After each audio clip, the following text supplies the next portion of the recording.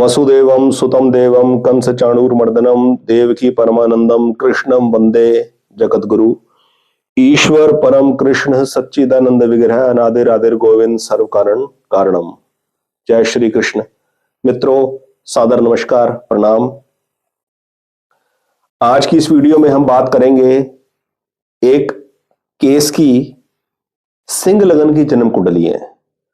सिंह लगन की जन्म कुंडली एक स्टूडेंट की है जिसने करीब अपनी 21 साल की एज में, 21 साढ़े 21 साल की एज में मुझे कांटेक्ट किया और अपने करियर से रिलेटेड प्रश्न पूछा। यह जन्म कुंडली लगी हुई है। इस कुंडली के विवेचन के माध्यम से मैं एक बार फिर कहूंगा कि एस्ट्रोलॉजी की कितनी सिंपल स्पेसिफिक नॉलेज हमें होने से हम अपना और किसी और का मार्गदर्शन लेने में कितनी अच्छी मदद प्राप्त कर सकते हैं और किसी भी प्रकार के अंधविश्वास, पाखंड और वहमों में फंसने से बच सकते हैं। जब इस स्टूडेंट ने मुझे संपर्क किया तो ये स्टूडेंट ग्रेजुएशन कर अभी निकला था दिल्ली यूनिवर्सिटी से, किसी कॉलेज से, और दिल्ली यूनिवर्सिटी के किसी कॉलेज से इसने किया ऑनर्स की डिग्री पॉलिटिकल साइंस में।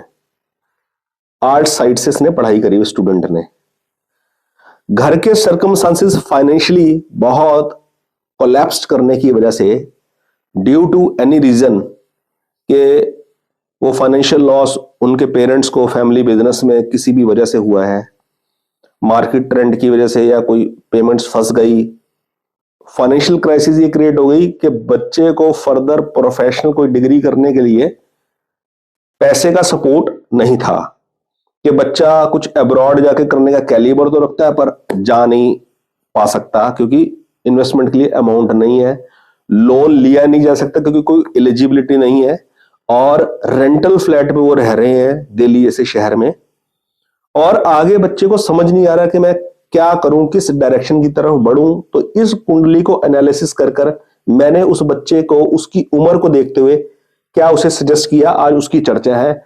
सिंह लगन की जन्म कुंडली है। अब मैंने उस बच्चे को केवल और केवल स्पेसिफिक बताना है उसके करियर से रिलेटेड।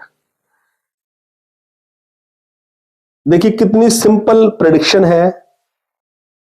लगन सिंह है और लग्नेश की स्थिति को देखा 11th हाउस के अंदर है, अपनी मित्र राशि के ऊपर, बुध राशि के ऊपर सूर्य है।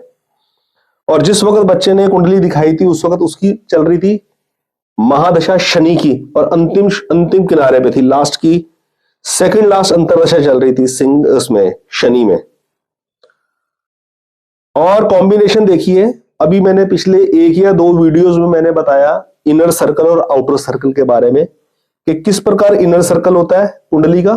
6 भाव इनर सर्कल का होता है और 6 भाव का बाहर का आउटर सर्कल होता है। इनर सर्कल के अंदर देखिए शुभ ग्रह कैसे बैठे हुए हैं। गुरु, शुक्र, बुध, चंद्र, जो सुख देने वाले ग्रह हैं, सारे के सारे इनर सर्कल में बैठे हैं। कितना बढ़िया भाग्य है। राहु, सूर्य, बेशक के सूर्य लग्नेश है, सूर्य इसका लाभदायक ग्रह है इस जन्म कुंडली के हिसाब से, लेकिन दुख देने वाले ग्रहों की श्रेणी में भी सूर्य को रखा जाता है। राहु, सूर्य, शनि आउटर सर्कल में है। क्या कॉम्बिनेशन है, कितना बढ़िया कॉम्बिनेशन है। लेकिन इस कॉम्बिनेशन से कामयाबी हाथ में नहीं लग रही। इस कॉम्बिनेशन से ये नहीं कि आदमी कहे कि मैं बॉलीवुड में चले जाऊं, फिल्म इंडस्ट्री में अप्लाई करूं तो सीधा मैं रातों रात कामयाब हो जाऊं। ये कहने का मतलब नहीं है। कहने का मतलब ये है कि ऐसा जातक जिस किसी फील्ड के अंदर अपने एफर्ट्स पुट करेगा 100%, 99% पॉजिटिव रिजल्ट्स उसको मिलेंगे। एक बार की गई मेहनत का फल उसके हाथ लगेगा। ये इसका मोटा मोटा सिनेरियो है। अब इस बच्चे को करियर के रिलेटेड मैंने क्या स्पेसिफिक एडवाइस दी। लगन का लग्नेश 11th हाउस में है और लग्नेश है सूर्य। मैंने इस बच्चे से कहा कि आप कोई भी ऐसा प्रोफेशन चूज कीजिए जिसके अंदर आपकी लीडरशिप आपको निभानी पड़े। आपके अंदर लीडरशिप क्वालिटी होनी चाहिए। होंगी आपके अंदर लीडरशिप, कोई भी ऐसा प्रोफेशन चूज कीजिए जिसके अंदर आप लीडरशिप का रोल निभा सकें, या किसी ऐसी ऑर्गेनाइजेशन का पार्ट बनिए जो लीडरशिप का रोल निभाती है, और उसके आप हिस्सा बन जाइए। और उसके लिए मैंने कहा आपके पास एक ऑप्शन है। फॉर एग्जांपल, आपने पॉलिटिकल साइंस ऑनर्स की डिग्री ऑब्टेन की है दिल्ली यूनिवर्सिटी से।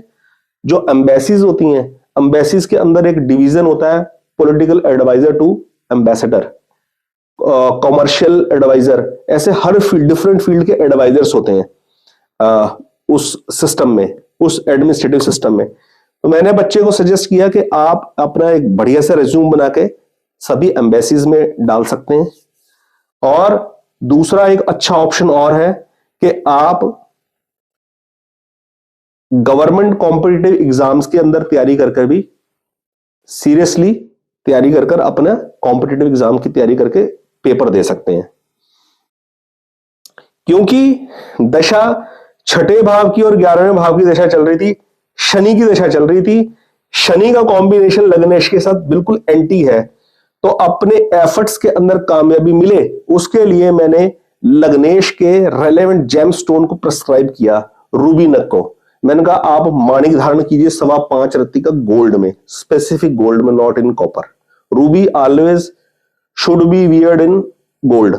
बच्चे को मैंने सजेस्ट किया, मैं कहा अगर आपके पास सामर्थ्य है तो एक रूबी स्टोन लेकर बढ़िया सा 5.25 रत्ती का गोल्ड में आप धारण कीजिए। संडे वाले दिन अपने अभिजीत मुहूर्त में आप पहन लीजिए उसको, पूजा कर भगवान के चरणों में अर्पित कर और अपना सीरियसली एफर्ट्स कीजिए।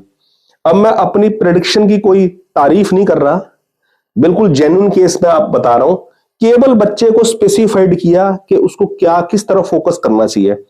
बच्चे ने सीरियसली कॉम्पिटिटिव एग्जाम की तैयारी करी, अपीयर हुआ, पेपर क्वालिफाई कर गया लकीली भगवान की कृपा से, और अपनी एक अच्छी जॉब ले गया सरकारी महकमे के अंदर।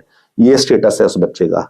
और अब वो लिबरल है, आगे अच्छे एफर्ट्स करने के लिए अपना खर्चा पानी उसका उस जॉब से आराम से निकल रहा है, और डिपार्टमेंटल भी एग्जाम देकर इंप्रूवमेंट के चांसेस है, और वहां रहते रहते और दूसरे टेस्ट देकर, दूसरे पेपर देकर भी वो आगे बढ़ने के लिए फुली इंडिपेंडेंट है। तो ये एनालिसिस है। इतनी सी कोई मदद चाहिए एस्ट्रोलॉजी से, बस इससे ज्यादा और ज्यादा किसी चक्करों में पड़ने की, फंसने की कोई आवश्यकता नहीं है। मैंने ये सीखा, अपना ये एक्सपीरियंस आप लोगों के साथ मैं शेयर कर रहा हूं। प्रेडिक्शन और भी निकलती है। फैमिली में फाइनेंशियल क्राइसिस थी, कोई ऑप्शन बच्चे को समझ में नहीं आ रहा। केवल उस वक्त मैंने कहा केवल आपके पास दो ही प्रॉब्लम है। एक, पहला अभी आपको अपना जेब खर्च निकालना है जीवन का, रोजमर्रा की जिंदगी का। किसी भी कोर्स को आप पढ़ते हो, कोई भी कोचिंग अगर आप लेते हो, वहां आने जाने का किराया आपको चाहिए, कुछ खर्चा पानी, एक आपके फोन हो, ऑनलाइन क्लासेस अटेंड करने के लिए, पढ़ने के लिए नेट का खर्चा, इतना कुछ आपको सर्वाइवल अमाउंट आपको चाहिए। और दूसरा फिर लॉन्ग टर्म आपका प्रॉब्लम यह है कि आप के पास कोई इनकम सोर्स स्टेबल बन जाए। ये है बहुत बड़ी अचीवमेंट। कुछ बड़ा सोचने के पीछे अपने आप को नहीं खपाना, अपने टारगेट को छोटे छोटे हिस्सों में बांट देना है। यही सीखा मैंने जिंदगी के स्ट्रगल से यही सीखा कि बहुत बड़ा सोचो, सबकॉन्शियस माइंड में आप सोचो, आप जो सोचोगे आपको वो मिल जाएगा। बड़ी बड़ी महंगी कारें खरीद लेंगे, खरीदने के बाद खड़ी करके आप करेंगे क्या आगे। ये सब इस तरीके की सोच हमें अपने टारगेट से भटकाती है। इसलिए बच्चों को स्पेसिफिक करो कि इस पोर्शन को आप अचीव करो। जब वो उस पोर्शन को हिट कर जाएंगे तो अपने आप समझदार बन जाएंगे कि अब आगे मुझे कहां जाना है, अब आगे मुझे किस डायरेक्शन की तरफ जाना है। प्रेडिक्शन उस वक्त ये भी बनती थी कि शनि की दृष्टि कर्म भाव के ऊपर बन रही है, 1 2 3 तीसरी भाव की पूर्ण दृष्टि से। ज्योतिष के रूल के हिसाब से शनि जिस भाव को देखते हैं उस भाव का नाश करते हैं, ठीक है। राहु भी कर्म भाव को प्रभावित कर रहा है पूरी नौवीं दृष्टि से, 1 2 3 4 5 6 7 8 9 नौवीं दृष्टि से राहु भी प्रभावित कर रहा है, शनि भी प्रभावित कर रहा है कर्म की दृष्टि से। तो प्रेडिक्शन ये भी बन सकती थी, आप जो भी काम करेंगे उसमें आपको कोई सफलता नहीं मिलेगी। अब प्रेडिक्शन एस्ट्रोलॉजर के ऊपर है कि वो किस तरीके से सामने वाले को डिमोटिवेट कर, उसके शब्द डिमोटिवेट करेंगे या उसको मोटिवेट करेंगे। हमारा काम है चार्ट को ऑब्जर्व कर किस पॉइंट को लेकर सामने वाले को बूस्टअप किया जाए कि वो एनर्जेटिक हो जाए, वो पॉजिटिव माइंडसेट में आके बैठ जाए और पॉजिटिविटी की तरफ वो बढ़े। ये रोल है एस्ट्रोलॉजी का। बस शनि खराब है, राहु खराब है और मंगल खराब है, इनसे हमें कोई सरोकार नहीं है। जो है जिसकी प्लेसमेंट जो है, अब उसके हिसाब से हमें आगे कैसे प्लानिंग करके आगे बढ़ना है, ये चीज है। उस सिचुएशन से उभरना कैसे है, ये मेन ऑब्जेक्टिव है। तो आज इस केस के अंदर हमने बात करी सिंह लगन की कुंडली की। आगे जो वीडियो पेश करेंगे उसके अंदर और इंटरेस्टिंग टॉपिक लेकर आएंगे और अन्य लगन की कुंडली भी लगाएंगे और कुछ काल संधि से रिलेटेड कुछ काम करने के बारे में इस तरीके के टॉपिक्स भी मैंने अपनी डायरी में नोट किए हुए, उसके ऊपर वीडियो बनाकर छोटी छोटी आपके सामने लेकर आएंगे। बहुत बहुत धन्यवाद। आपका दिन शुभ हो। इसी प्रकार चैनल से जुड़े रहिए और अपने वैल्यूएबल कमेंट्स देते रहिए। जय श्री कृष्ण।